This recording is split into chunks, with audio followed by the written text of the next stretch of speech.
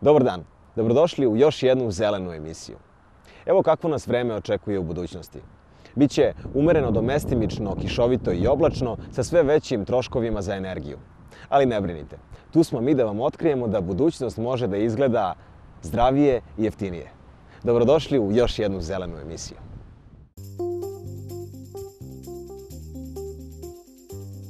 Danas vam pričamo priču o prostoru u kome živimo i radimo. O tome smo razgovarali sa Milanom Devićem, čovekom koji je svoje znanje i iskustvo stavio u službu zdravlja čovekovog okruženja. Upravo ste.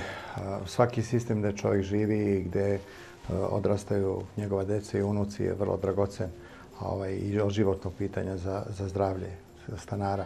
Čovjek 2/3 svog života provede u stanu i vrlo je važno u kojim uslovima on živi. Ovaj ekološki princip u građevinarstvu se, kako kaže, ogleda u primjeni Simprolit sistema. Što se tiče samog Simprolit sistema, znači to je trenutno jedan najcelovitiji, najsveobuhvatniji sistem koji po uporednim karakteristikama, paropropusnost, dugovečnost, ekološka podobnost, seizmička stabilnost i tako dalje, znači otpornost na požar i sve ostalo, predstavlja ubedljivo najbolji sistem u svetu. Predstavlja najcelovitiji sistem u svetu jer vi u Simprolit sistemu možete da podignete sve. Znači, osim trakastih temelja, sve ostalo. Temeljne zidove, pregrane zidove, nosive zidove, međuspratne ploče, krovne ploče, apsolutno, znači slojeve za pad i tako dalje, apsolutno kompletnu zgradu koja će imati sve one karakteristike koje su vrlo važne. Važne su što se tiče dugovečnosti, znači i za sve to postoje sertifikati od odgovarajućih, znači najvećih institucija koje su ispitali. Svaki razvojni koncept mora biti u harmoniji sa prirodom i njenim resursima.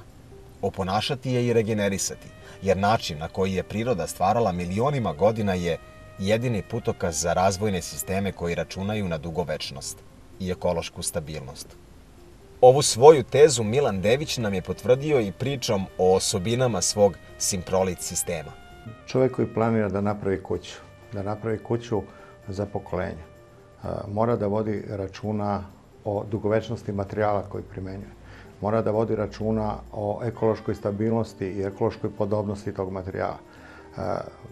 Mi smo svesni da sa razvojem nauke, razvojem tehnike, podizanjem standarda, mi uzimamo i konzumiramo sve više proizvoda koji u suštini imaju i negativne efekte. Kad ustanete u krevetu, posteljina koja je ofarbana jako lepo, to je na olovnoj boji, gazite po etisonu, to je u stvari, to su vlakna koje su slepljena toluolom, koja je otrovan. Uzimate drveni namještaj koji u suštini nije drven, nego to je strugotina koja je prvo cijanidom uništena da ne bi trulila, pa poslije toga formaldehidom zalepljena. Formaldehid je drugi po opasnosti, odmah posle plutonima žive po rangiranju Ujedinjenih nacija. Praškovi za veš koji isparavaju i tako dalje, linoleum koji je kancerogen, izaziva tamo rak disanih organa pluća i tako dalje. Sve su to isparenja koja nisu strašna ukoliko imate paropropusne zidove, ukoliko sve to izlazi napolje. Podatak da je sredina u stanu 4 puta prljavija nego napolju.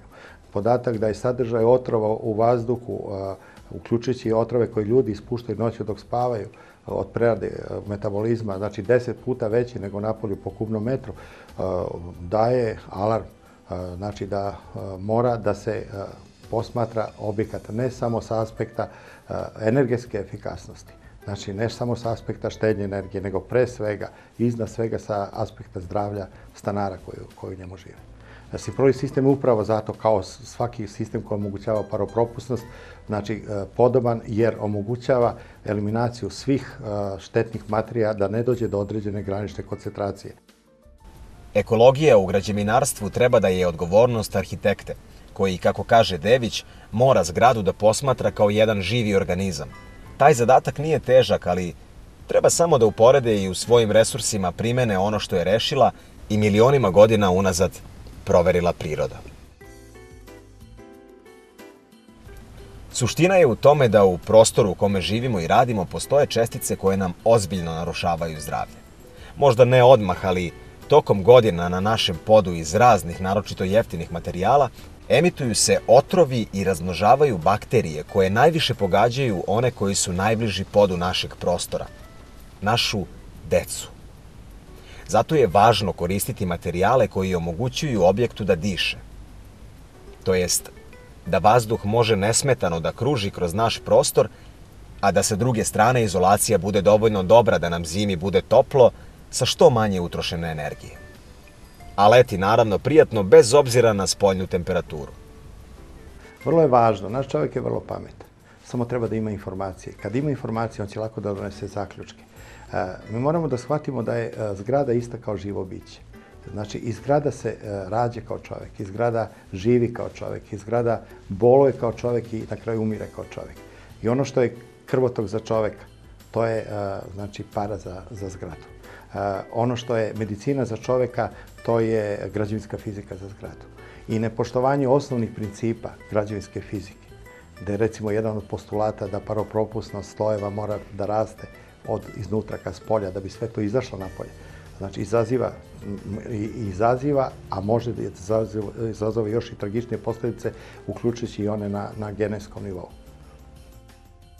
Simprolit sistem je u skladu sa zakonima prirode i kao takav doprinosi kvalitetu mesta gde živimo ili radimo.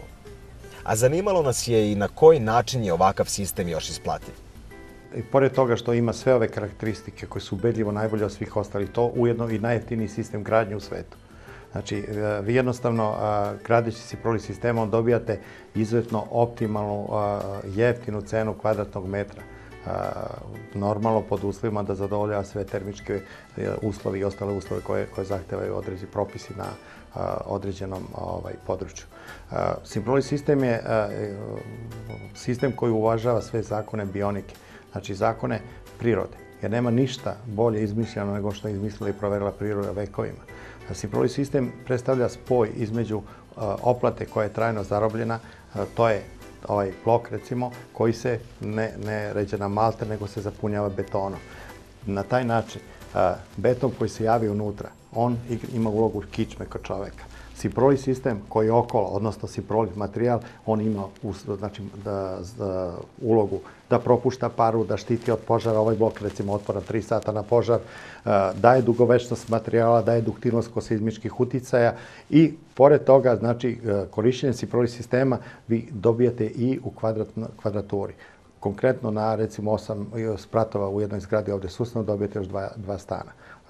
Samo na bazi razlike između korisnog prostora u odnosu na neke druge konkurentne sisteme. Simprolit je lak materijal, a izuzetno tvrd. Ne može da izgori čitava 3 sata posle izlaganja plamenu. Paropropustljiv je. To ga čini idealnim za prolazak svih štetnih čestica i bakterija izvan prostora u kome živimo. A sa druge strane, odličan je termoizolator. Pored ovih ima i još mnogo drugih osobina koje ga čine posebnim. Pa smo se raspitali da li pored Simprolita postoje i drugi sistemi koji na sličan način brinu o čovekovom zdravlju. Ako podkažemo kao način, uzmemo da se radi o trajno zarobljenoj oplati, znači šire gledano, postoji sistem u svetu koji je vrlo sličan na ovome, to je Durisol sistem, gde recimo investitori kojima je vrlo važno ne samo troškovi izgradnje, nego troškovi eksploatacije propisuju. Tako, na primjer, hoteli Hyatt su bili propisani da se gradi isključivo od Durisol blokova koji su također paropropusni, koji također imaju iste funkcije, samo su po fizičkim karakteristikama za jedno 30% lošiji od Simprolit sistema. Tako da možemo da kažemo da je taj sistem gradnje poznat. Znači, ovo je samo taj sistem gradnje sa mnogo povećanom i poboljšanom dugovečnošću, duktilnošću i tako dalje. Da li je primenjen? Nije primenjen iz prostog razloga što čovjek vrlo teško prihvata nove sisteme i nove principe što se tiče građevinarstva. Rekao sam malo pre, bez razmišljanja smo prešli sa crno-belog televizora na kolor, posle toga smo kupili one TFT ekrane, pa smo kupili plazma ekrane, pa smo kupili sad ove LED ekrane i uopšte ne pitamo. Ali ako treba da pređemo sa jedne cigle na jedan sistem koji je kvalitetniji, vrlo je problematično, jer uvek čovjek počinje da računa nešto konzervativno i tu se javlja neko nepoverenje. Normalno, svaki novi materijal mora da ima svoj sistem. Znači, svaki sistem mora da ima, ne govorimo o materijalu, govorimo o sistemu. Treba ispitati sistem I kad taj sistem dobije sertifikat na dugovečnost, kad taj sistem dobije sertifikat na ekološku podobnost, onda taj sistem treba primjenjivati. Nažalost, kod nas ne postoji čak ni standard po kome se ispituje dugovečnost. U Ruskoj federaciji, tamo gde postoji standard, gde su firme obavezne da prilože sertifikat o dugovečnosti. Postoji podatak da je stiropor dugovečan 10 do 12 godina, mineralna vuna 14 do 16 godina, gaz beton 17-18 godina, cigla 40 godina. Znači, siprolit je najdugovečniji materijal u Ruskoj federaciji. On, znači, više od pola veka ne menja svoje osnovne karakteristike. To je jedan od tih osnovnih karakteristika koje i zameram novim propisima o ekološkoj gradnji.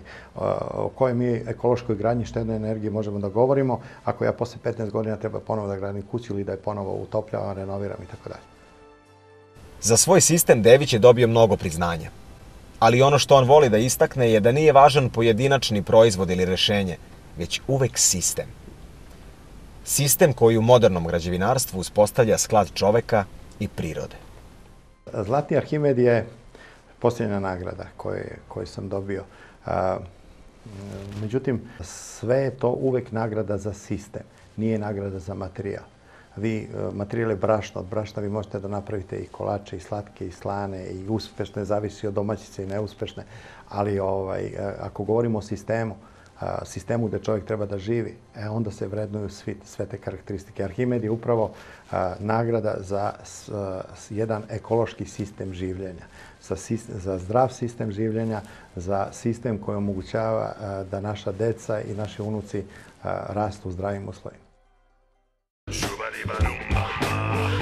Ako vas žurba, stres i neredovna ishrana dovode u situaciju da se osjećate naduto kao balon, vreme je da preduzmete nešto za sebe i svoj organizam. Ja jesam. Otkrila sam Balance Plus. Balance Plus jogurt reguliše probavu za samo 10 dana redovne upotrebe. Klinički dokazano.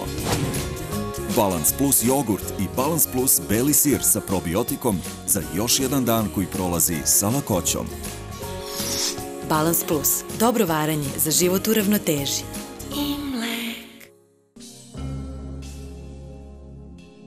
Učini nešto za sebe i svoj kraj. Recikliraj otpad. Njemu nije mesto na deponijama ili pored reka i parkova. Sa telefona sam poslao fotografiju smeća bačenog pored reka. Priključi se i ti u konkursu za foto i video radove o reciklaži na sajtu Zelene inicijative.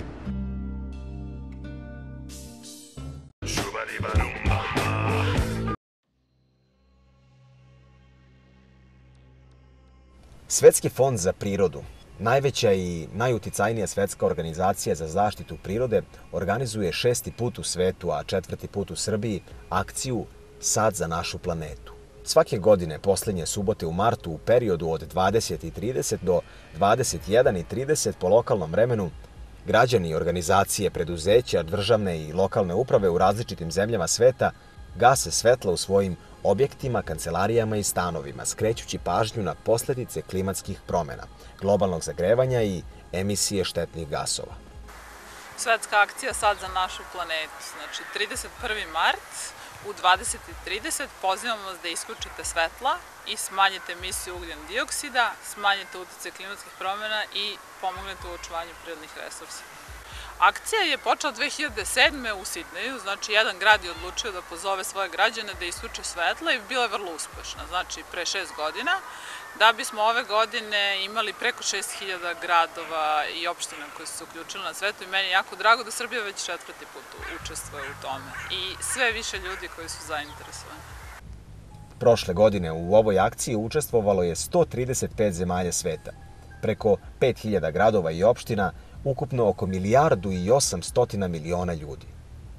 Ove godine se očekuje učešće oko 6.000 gradova i 2 milijarde ljudi na čitavoj planeti. Sad za našu planetu. Svetski fond za prirodu je prvi put izveo samo uz podršku australijskog grada Sidneja 2007. godine. Od tada, ova akcija je postala globalni pokret. Ove godine očekuje se učešće oko 2 milijarde ljudi na čitavoj planeti. Srbija se 2012. godine 4. put uključuje u ovu planetarnu akciju. Učešće i podršku akciji Sad za našu planetu do sada su najavile gradske uprave Beograda, Novog Sada i još oko 40 opština širom Srbije. Znači, pokušaj da uključimo sve, jer planetu delimo svi. Znači, od nadležnih ministarstava preko školskih ustanova. Jako je važno krenuti sa školama, univerzitetima, fakultetima, pojedincima, kompanijama i naravno gradovi i opštine su uključeni kroz saradnju prvenstveno sa stalnom konferencijom gradova i opština koja komunicira s njima. Ideja je, znači, ne samo da isključimo dekorativna svetla, nego od prošle godine smo krenuli sat više. Znači, nemojte da isključite svetlo samo taj sat, nego razmišljajte zapravo na koji način možete da uštedite energiju. Nažalost, klimatske promene su, da kažemo, neki simbol ili simptom našeg neodrživog korišćenja prirodnih resursa i našeg energetski vrlo zahtevnog načina života. Znači, sve nas je više na planeti, trenutno nas je 7 milijardi, procene će da će nas biti do 2050. 9 milijardi. Svima je potrebna energija, znači moramo da trošimo manje, a samim tim da očuvamo prirodne resurse. Učestvovalo su prošle godine 135 zemlja. Za Srbiju, nažalost, nismo mogli da izmerimo tehnički, nije postala mogućnost, nadamo se da ćemo u saradnji sa EPS-om ove godine uspeti. Najbolje se pokazala Kanada, oni su bili najaktivniji u akciji sad za našu planetu, 12,5% energije električne ušteđeno te subote za tih sat vremena u odnosu na to što se troši pre i posle. Mereno je znači nekoliko subota i urađena je statistika.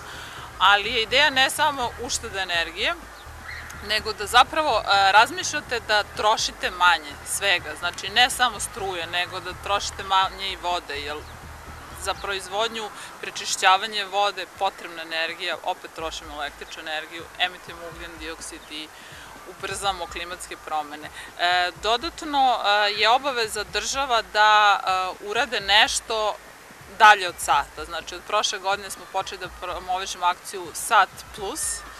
Znači, Kina je rešila da ponovo aktualizuje vožnju biciklom i da uradi pošumljavanje velikih površina, u pitanju su 100.000 hektara, gde bi se u stvari, kad bi se posadilo drveće, osim naravno dobrobiti u smislu prečišćavanja vazduha, deponovan će biti ugljen dioksid koji neće biti emitovan u atmosferu.